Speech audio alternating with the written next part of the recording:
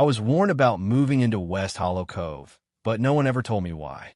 They just gave me that look, the kind you get when you mention something people know better than to speak aloud. A tilt of the head, a brief twitch in the smile, a softening in the voice. Oh, West Hollow. Pretty place. They weren't wrong. It was pretty. Still is. A mirror-still lake framed by pines that never seemed to lose their color. Streets so spotless you'd think leaves had been banned, and houses that looked like catalog spreads for aspirational rustic. It was the kind of place that whispered promises of peace and perfection. But what it whispered louder, to those who listened, was control. My name is Nathan Ellis, 37, divorced, recently relocated, and still in the ugly tailspin of trying to rebuild something resembling a life.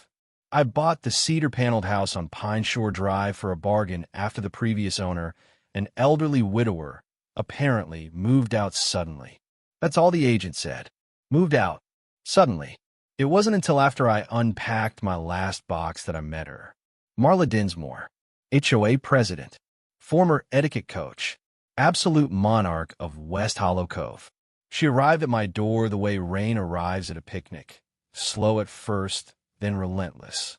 Marla had perfect posture and the voice of someone who thought every sentence was a lesson. She wore beige like it was armor and carried a clipboard as if it granted divine authority. Her smile was sharp, but it never touched her eyes. And from the moment she stepped onto my front porch, I knew I wasn't going to like her. "Welcome to the Cove," she said, eyes flicking past me into my house. "We're so pleased to have new energy here. The board just loves fresh blood. I mean faces." I tried to laugh. She didn't. She handed me a thick folder labeled covenants, conditions, and community standards. Inside was a document longer than my mortgage contract. Lawn height limits, porch decor guidelines, approve holiday color palettes, even a note on the acoustic mood expectations for wind chimes. I wasn't making that up. I nodded politely, biting back a snarky comment, and thanked her. She lingered. "Just so you're aware," she said, tapping the folder, "we do have a 24-hour surveillance policy. For security, of course. We do so love our tranquility." I watched her walk away, the click of her heels sharp against my front step. I didn't know then that I'd just met the most dangerous woman in West Hollow. Not because she was cruel, but because she thought she wasn't. That night, as I unpacked the last of my kitchenware, I heard it, the soft mechanical whir of a drone just outside my window. It hovered briefly, then zipped away. Probably just a kid, I told myself. But the next morning, I found a note taped to my mailbox.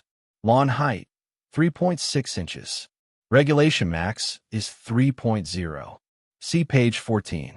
There was no name, no signature, just those words typed neatly on HOA letterhead. Something shifted in me then. That first note should have just annoyed me. But instead, it unnerved me, because I had just mowed the lawn. 2 days ago, I hadn't even unpacked my mower yet, and I never told anyone about that. How did they know? The second letter arrived 3 days later. Same paper, same eerie lack of signature. Outdoor trash bin visible from street between 3 o'clock and 3:17 p.m. See page 22. First warning. I stood there on my porch, holding the note with one hand and my phone in the other, checking the exact timestamp from my camera feed. They were right. 17 minutes. But who was clocking me down to the minute? I walked the street that afternoon, subtle but alert, scanning the gabled rooftops and carefully trimmed hedges for any sign of surveillance. I knew what cameras looked like. I had installed enough of them back when I was still a contractor. And sure enough, I spotted one. Then another. Not on my house. On theirs. Every fifth house, like clockwork, had a micro dome tucked under the eaves, aimed not at their own driveways, but outward. Watching the street. Watching the neighbors. The next board meeting was Thursday. Mandatory attendance for all residents. That's what the email said, typed in bold at the top like a commandment. I hadn't planned to go. I hate meetings, especially ones where adults play pretend parliament. But curiosity and a growing sense of unease got the better of me. I needed to see these people, see who was really behind the notes. The meeting was held in the community room at the clubhouse, a space so polished it looked like a hotel ballroom for suburban wars. There were maybe 30 of us seated in orderly rows. No whispering, no kids, no snacks. Just the hush of collective fear. At the front, Marla stood behind a podium flanked by 2 board members, a man with an overgroomed beard and a woman who looked like she hadn't blinked since 2003.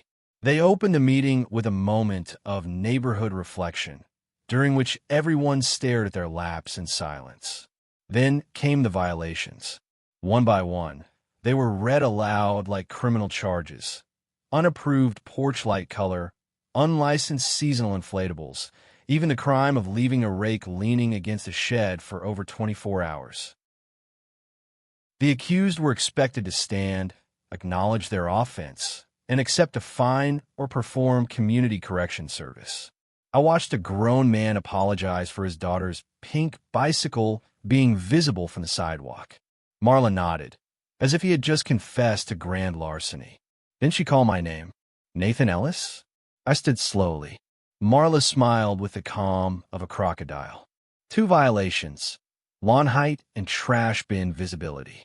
As this is your first formal appearance, we will offer a grace correction window of 72 hours. I didn't know we were being filmed, I said, trying to keep my voice even. Is that in the bylaws? She blinked. Surveillance is a protective measure. Residents are encouraged to support community harmony. Do you accept the correction window, Mr. Ellis? I hesitated. I'd like to see the original footage. A ripple moved through the room, a subtle but real shift. Heads turned. A few people even leaned back, as if putting physical distance between themselves and me. Marla's expression never changed, but her eyes sharpened. Requests for footage must be submitted through official HOA channels and will be reviewed by our Privacy Oversight Committee. Who's on that committee? More silence. Marla didn't answer. She simply tapped her clipboard and moved on. That night, when I returned home, the lights on my porch were flickering. I hadn't left them on. I hadn't even replaced the bulbs since moving in. Then I saw it, a small white sticker on the bulb base. I had to squint to read the fine print. Approved ambient wattage standard, 800 lumens. This bulb tested at 1100. They were inside my property now, inside the bulb socket. That was no longer observation. That was entry. I slept on the couch that night with a baseball bat across my knees and a dog-eared copy of the HOA handbook open on the coffee table. Sometime after midnight, I heard it, a soft click like a latch being tested. Then silence. I rose without a sound, bat still in hand, and crept toward the front door. There was no one there, but on the welcome mat was a fresh envelope. No stamp, no seal, just my name.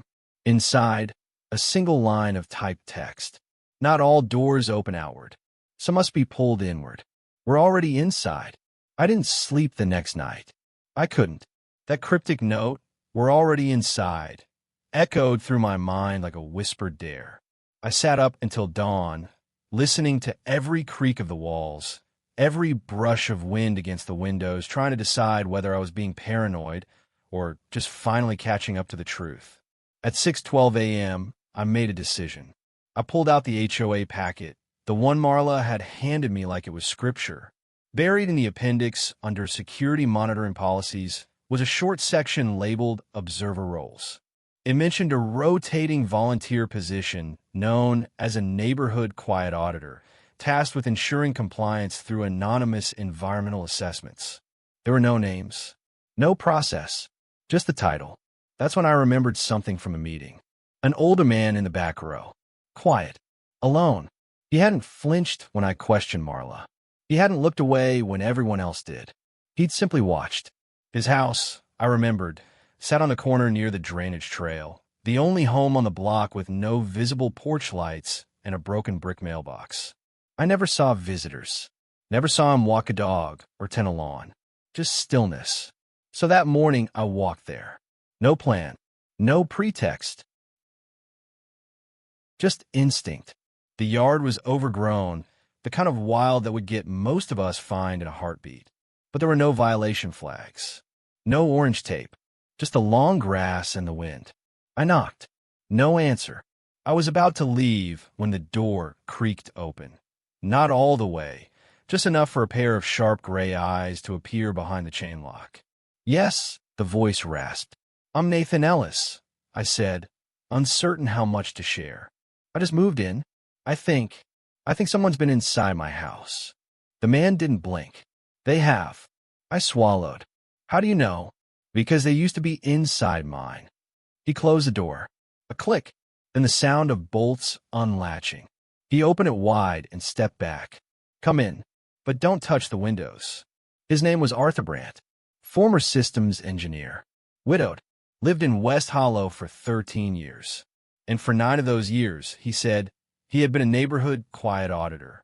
They choose the lonely ones, he told me, his voice rough from disuse. The ones no one notices. You don't apply. You're approached. Usually after a violation or a dispute. They offer you an escape. A chance to serve instead of suffer. What do you mean? I asked. He turned a small knob on a battered radio and static filled the air. I mean, they make you watch. They assign you streets. Homes. You take notes. Submit reports. Eventually they ask you to start entering houses. Checking for signs. Signs of what? Deviance. Emotional disturbance. Nonconformity. I stared. You're telling me the HOA has people breaking into homes to observe? Arthur didn't answer. He pulled a small envelope from a wooden drawer. Inside was a photo. A picture of my living room. Taken from above. Through the ceiling vent. The timestamp was from 2 days ago. That's your house, he said. And that's what they do to people who ask questions. I felt something cold settle in my chest. My mind reeled. How are they getting in? I asked. Keys, he said. There's a master keyring. The Whisper Ring, they call it. Has copies for every lock in the neighborhood. Even aftermarket ones. They use it to perform audits under the guise of wellness checks. He looked at me hard. They're not a homeowners association, Mr. Ellis. They're a behavioral compliance system. A social experiment. They're testing how far people will bend. I stood up, too restless to sit anymore. Why are you telling me this? I asked.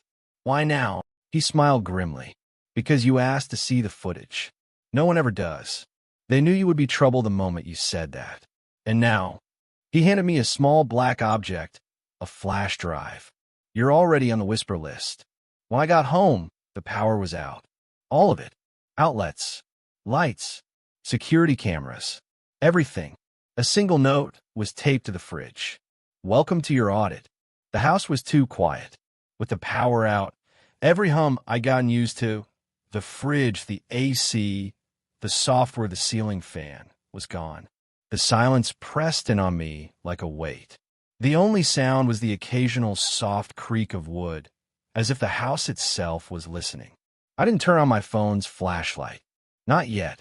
I didn't want to give them the satisfaction of watching me scramble. Instead, I grabbed my laptop, an old one, kept offline and fully charged, and plugged in the flash drive Arthur had given me. It loaded instantly. A folder appeared, labeled simply WHC Observers. Inside were subfolders named by street. Mine, Pine Shore Drive, had 33 video files, dated, time-stamped, labeled with household numbers. But the one that made my hands go cold, Pine Shore _ 1184 _ Nellis _ internal _ ventcam _ 03.mov. I clicked it. The video opened to my living room, seen from above. From the vent.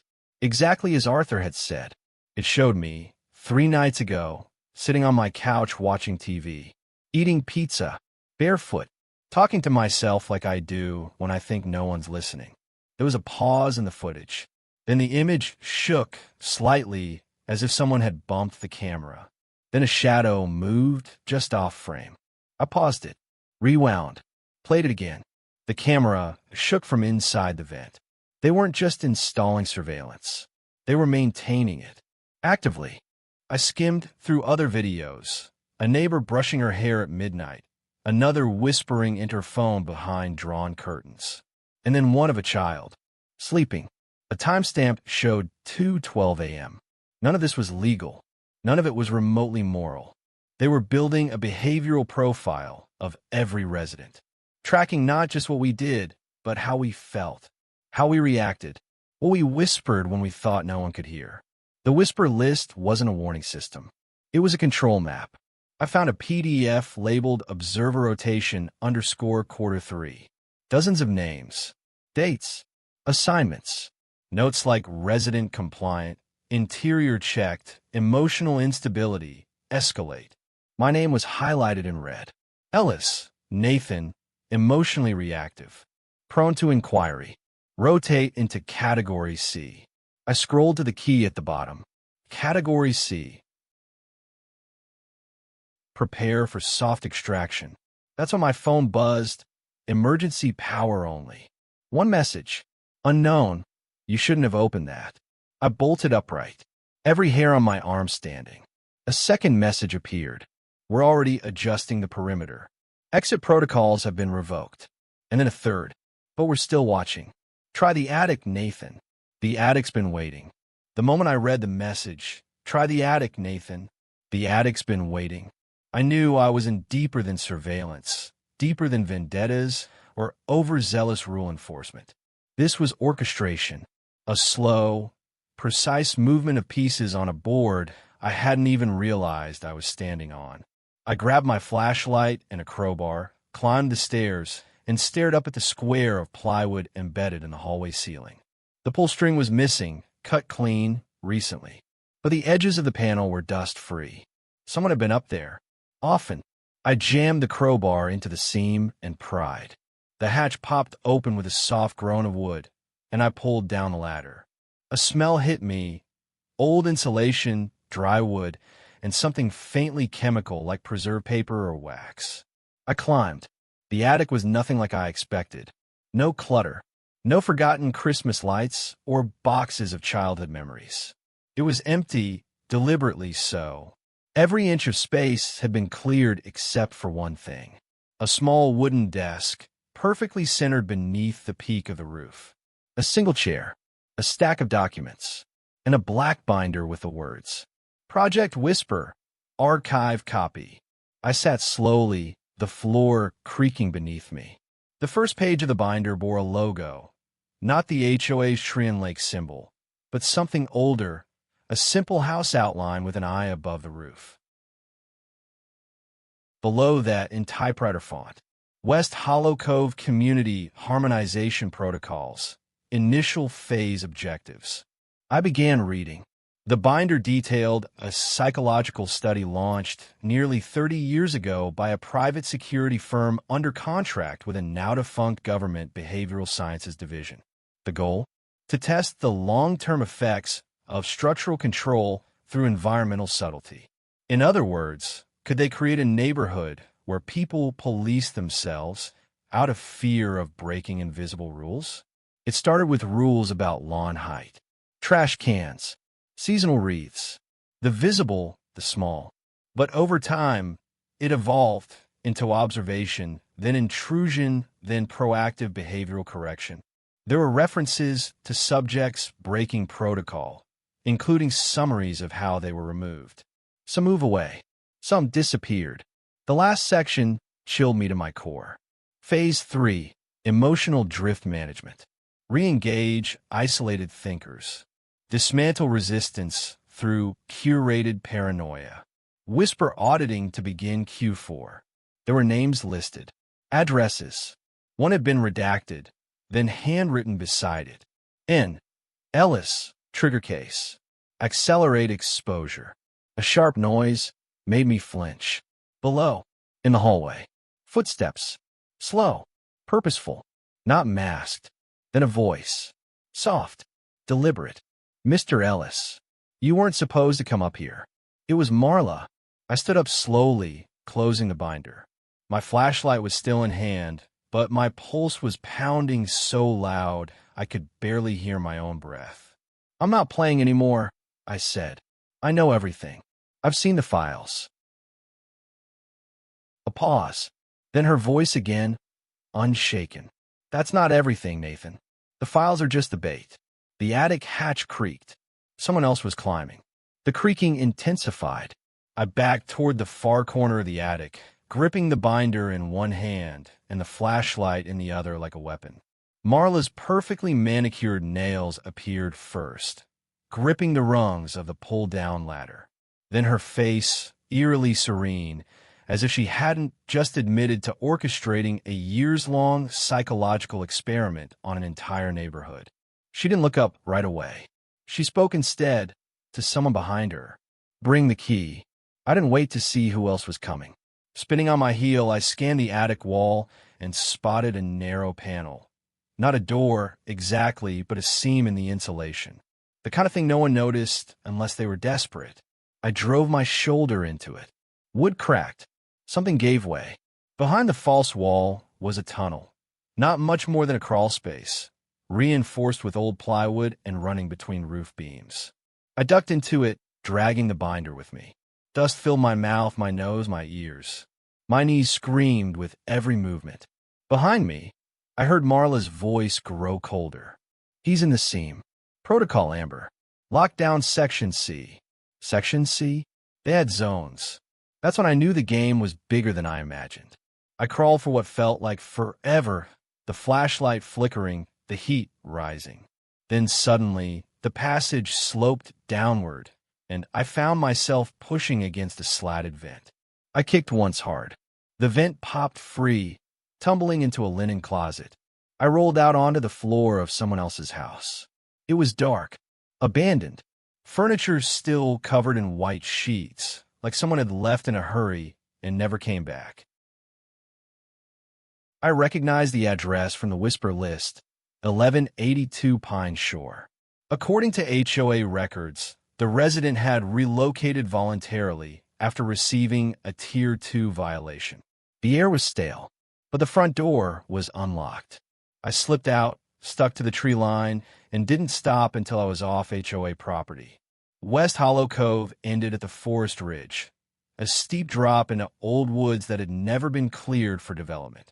I remember the trailhead there, once marked with a "No Trespassing, Wildlife Preservation Area" sign. The sign was gone now. I followed the trail, and after an hour of hiking, I saw them. Tents. Shack-like structures, built from scavenged lumber and camouflage tarps. Solar panels rigged to salvage car batteries. People, not many, but enough, moving between the trees like ghosts. Eyes wary, movement silent. A community, hidden, waiting. I stepped into the clearing, and an older woman looked up from a fire pit.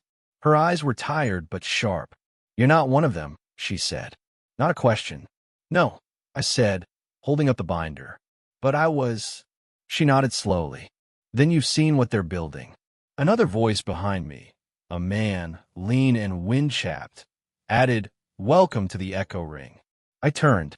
He stepped forward, offering his hand. The ones they said disappeared? We didn't.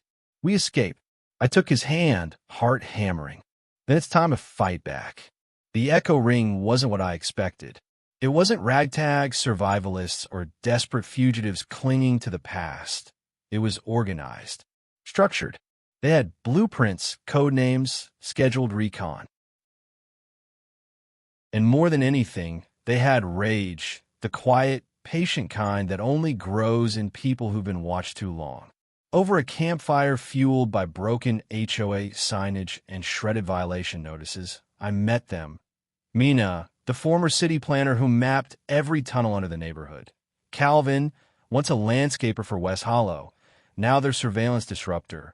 And Rowan, the man who'd shaken my hand, who used to serve on the HOA board itself.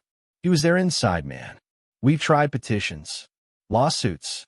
Nothing worked, Rowan told me, his voice low and gravelly. The only way to end this is to expose them from the inside. He unrolled a map on a slab of driftwood. This is the service core, beneath the clubhouse. Marla and her board call it the root chamber. It's where the Whisper list is maintained. where the control servers live. Mina pointed to a square marked S3. There's a utility tunnel that feeds into it. Flooded but passable. We breach that chamber, extract the list, then broadcast the footage live to the outer network. Ow, I asked. Rowan tapped the map again. We have a transmitter. Old tech, untraceable. We've been waiting for someone who's still registered as compliant. That's you, Nathan. I didn't hesitate. I'll go. We moved at midnight. 3 of us. Me, Mina, and Calvin. Rowan stayed behind to manage the relay. The tunnel was colder than I expected, the water up to my waist, thick with algae and rusted pipes. Every step forward felt like stepping into a secret we weren't meant to remember. We emerged in a crawl space beneath the clubhouse kitchen. Above us, the boardroom. Just as Mina had said, there was a vent. And voices. Marla's voice, precise and calm. Category X was approved unanimously. Emotional drift profiles suggest Ellis may reach the tipping point within 48 hours. Another voice, unfamiliar. Male. And if he doesn't, then we push him, Marla replied. We've done it before. I looked at Mina. Record it, she mouthed. She handed me a pin mic. I clipped it to my shirt. Calvin handed me the flash drive, now wiped, ready to receive new files. We made our way to the chamber door, a reinforced steel panel with a keypad and a biometric scanner. Calvin whispered, "We got one shot. I'll trigger the breaker for 8 seconds. You slide in while the locks reset. Ready?" I nodded. The lights flickered. The lock clicked. I pushed through. The chamber was colder than the tunnel. Servers hummed like insects. A dozen monitors showed rotating feeds, living rooms, garages, even showers. And at the center was a black terminal marked Master List, Whisper. I plugged in the drive. The screen lit up. Name, Ellis, Nathan. Status, Category X. Action, emotional escalation pending. Observation, active. Rowan/Watcher, ID 003. Wait, Rowan? My pulse hammered. I scanned down the list. Undercurrent assets. Rowan L. Deep cover. Echo Ring Liaison, compliant agent. The door behind me slammed shut. I spun around. Rowan stood there, no longer smiling. You were never supposed to see that, he said quietly. You're with them. He sighed. I was with both. But the Whisper ring pays better. And they're winning. Behind him, a second figure stepped in, Marla. Smiling. Of course. Marla turned to me. Nathan, you didn't break protocol. You became it. This entire operation was your final audit. I staggered back. She walked to the terminal and tapped a button. The monitors flickered, and then a new video played of me in the attic holding the binder, reading the files, running through the tunnel. Broadcasting now. Live. To who? Everyone. Outside, alarms were blaring. Flashing lights lit up the clubhouse windows. The entire neighborhood was waking up. Rowan's face dropped. You double back the drive. Marla's smile cracked. I nodded. Mina built a loop. You watch what we wanted you to watch. The real feed? It's already outside the firewall. Streaming. And for the first time since I moved to West Hollow Cove, Marla looked afraid. The clubhouse was chaos. Outside, porch lights flicked on like dominoes. People poured into the streets, pajamas, bathrobes, flashlights, and shaking hands. Screens were lighting up across the neighborhood. Phones buzzed. Emails pinged. A single video was playing on loop everywhere. Marla, Rowan, the Whisper list. Me, running through their secret tunnels. Marla ordering emotional escalations. Rowan confirming deep cover. The voiceover? Marla's own from the attic. He's in the seam. Protocol Amber. Lockdown Section C. The illusion was broken. In the control room, Marla stared at the monitors like they had betrayed her personally. You don't understand, she whispered. This place, this order, it keeps them safe. People need direction. Boundaries. Without it, they rot. Her voice cracked. They rot. I stood between her and the terminal, flash drive in hand. I could end it all. Upload the rest. Open every file. Send it to the news, the county, the feds. You don't keep them safe, I said. You just keep them watched. Behind her, Rowan pulled something from his coat. Not a weapon. A key. He tossed it to me. I had to play the part, he said. But I'm done. Burn it down. I hesitated. Marla stepped forward, frantic now. You'll destroy everything. The harmony. The order. You think chaos is better than control. I looked at the key, then at the drive, then at the screen, a live feed of Pine Shore Drive. A child was pointing up at one of the sky-mounted cameras, asking her father, why do they have eyes up there? He didn't have an answer. I turned back to Marla. No, I said quietly. I think choice is better than obedience. And I slid the key into the terminal. The screen blinked. Confirm. Release full file system to public archive? Y/N. I hit Y.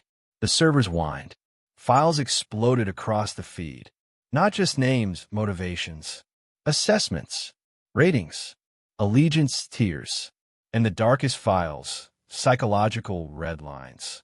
Documents showing which residents had been coached into breakdowns. Induced through noise, light whispers. Manipulated. Watched. Marla sank to the floor. Rowan walked to the door, slowly, as the first set of red and blue lights crested the neighborhood entrance. They're here, he said, almost reverently. Took long enough. I looked out the side window. News vans. Sheriff cruisers. A black SUV with federal plates. Echo Ring members emerged from the woods, stepping into the floodlights with hands raised and heads held high. And just like that, West Hollow Cove was silent. No more whispering, just wind.